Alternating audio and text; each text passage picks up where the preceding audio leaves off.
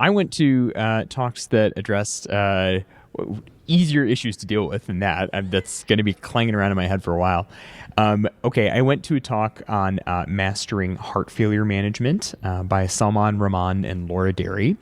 And they gave a nice overview of the recent ACC and AHA guidelines for guideline-directed medical therapy for heart failure with reduced and preserved ejection fraction. They talked about the STRONG HF trial, which I remember we discussed back on episode 393.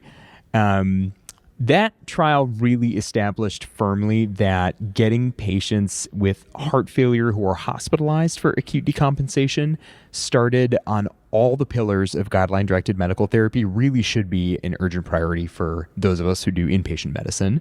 So they kind of reaffirmed that. And the speakers also provided some practical guidance for how they sequence the initiation of these medications at their institution. So they like to start with an ARNI first. And the rationale there is that you get some vasodilation from that, and that can improve natriuresis and diuresis.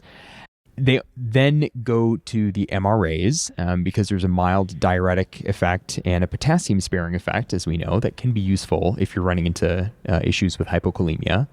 I also personally like the idea of starting the two most potassium affecting meds while a patient is under my watch in the hospital. I feel like if there's going to be issues with hyperkalemia, hopefully we'll catch them then. Then they typically start the SGLT2 inhibitors third. And then the only clear recommendation from the guidelines is what comes next, which is waiting until a patient is euvolemic to start a beta blocker in heart failure with reduced ejection fraction.